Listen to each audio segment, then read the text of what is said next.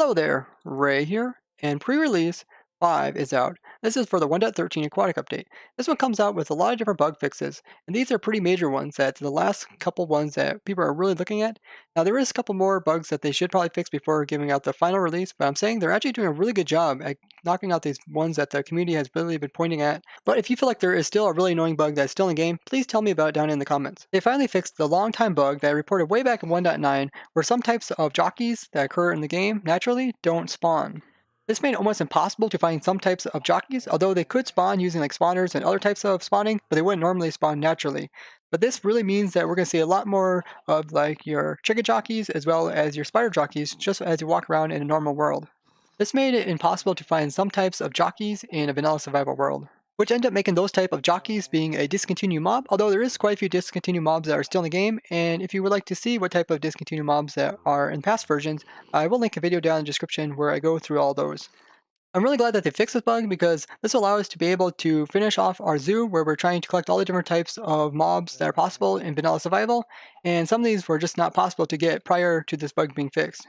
They fixed an annoying bug where frosted ice, which is this block here, when moved, would not be converted properly into a water as it was the same in 1.12. So if we move it forward, you can see it moves forward the block, then it updates and it turns into water.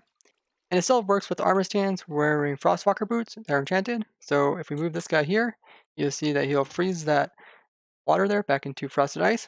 And then we can also pull it over, and it also updates upon getting pulled over. It also still works with light, so you can even have like skylight that comes down into here, it will crack it out. Or even if you would have like a torch beside it, so if we would freeze this again, and you just have a light source beside this, it will also crack out the frosted ice. Yeah, you can see that there. They fixed a kind of annoying bug that was with the autocomplete. So let's say I'm trying to summon in a cow. Typically what would come first would be the tag for exclamation mark cow, which is everything but a cow. But now they have it so that the actual cow comes first and they just remove the exclamation mark altogether, which that's fine. The reason why this was annoying because you would like try to summon in a cow and you hit like tab, thinking that you're summoning it in, but then you would come along and you would see that it would accidentally put the exclamation mark cow and then you would end up killing everything but the cow. They fixed a long time snapshot bug, which I showed off in the very first version where they introduced cod, where cod were able to get pushed upwards, and if they came in contact with the block above them, they would actually suffocate, even though their hitbox themselves would not. The little red line is usually where they suffocate at. Even though it was showing it was down here, they would still die from it, which I thought was pretty funny. But yeah, that's fixed now. They removed a bug that was in snapshots, which was causing the ores not to be as dense in the overworld as well as in the nether. They fixed a pretty nasty bug that has been around since the waterlog blocks, but essentially what would happen if you try to put water into a waterlog block and then remove it, it would also remove the block. So we can place this water inside of this trapdoor, and then we can also use empty bucket to pull the water back out without removing this block. They partly fixed an annoying bug, which was when you would click on a block that can have a waterlog state, with a bucket of liquid. Sometimes it wouldn't place it onto the side. So if I click on this fence here, you see I put it directly inside. If I click on this fence, it will remove it. If I shift click on this fence, it will also put inside, and also shift click on this will also remove it. Now, what they did fix is that when you use a lava bucket, prior if you click on this fence using a lava bucket, obviously the lava bucket's not going to go inside of the fence because you can't put lava inside a waterlogged block. But the game would think that you're trying to and therefore prevent you from putting the lava over here. But now they have fixed this, so if I click on this fence here, you see the lava's over there. If I click on this fence again, you see I can't pick it up. But if I click over here and kind of aim, you can see that I'm highlighting this fence. But if I click on the lava, I'm able to pick the lava up. Now, what I wish they would do is do similar to what they did with like the opening and closing of gates. If you just normally click on the gate, you can open and close it. But if you shift click on top of it, you're able to place the water above it. Now they could do the same with like a fence. If you would just click on the fence, you can place the water below it. But if you would like shift click on this fence, then it would place the water above it. I think that would be a really nice feature to add. There was a bug that if a drown was wearing enchanted armor, he would convert his entire look over into a more of a purplish color. This is similar to what we've seen with strays in earlier versions where they would turn very purple if they were enchanted armors, and this has now been fixed. Apparently iron golems were still spawning inside of the ground, and they have now fixed this with this version. I also noticed that they changed the name of iron golems when some of them. Before it was called villager golem, now they're actually called iron golems. That's pretty cool. So as we've seen in the previous snapshot, they said they fixed a bug to do with entities going through blocks, but in this case it wasn't fixed. And in this version, they say they have fixed it, and some of these are considered now work as intended. So behavior like this, where we have snowballs inside of a dispenser, you can see the snowball comes out and collides with this glass and doesn't continue on. This was different in the previous snapshot, and that is the way it should be. Now they're saying this, where a player is inside of a block and shooting projectiles out.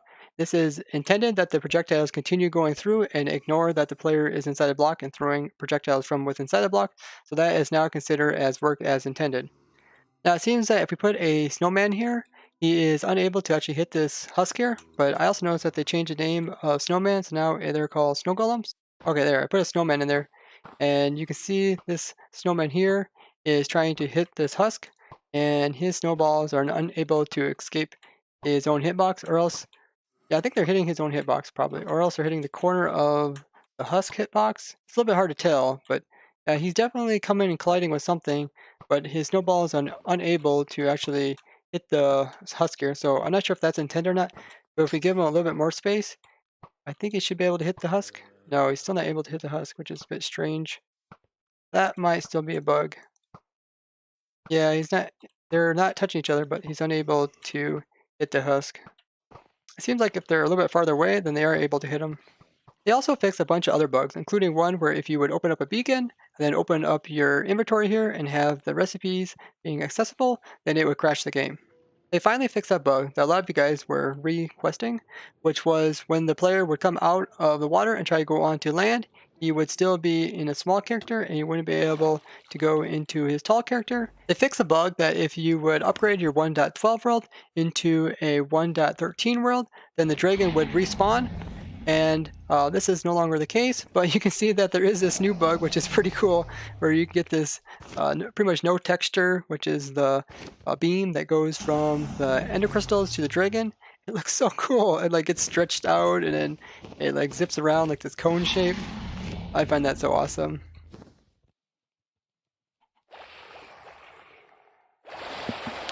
Okay, you guys just noticed that when those drowns down there converted, or those zombies converted into drowns, it made this baby zombie that was on top vanish. And I believe he's not here at all. Many more bug fixes were in this version, and I feel like the 1.13 full release for the aquatic update is coming out really soon. I'd like to thank you for watching, and if you found this interesting, show me a like and share this with others. If you'd like to see more 1.13 content, as well as builds that use the new mechanics, go ahead and subscribe and hit that bell button, and I would like to hear what you guys think down in the comments about this new version. Come on, Snowman, you only have one job to knock me off. Whatever. Bye-bye.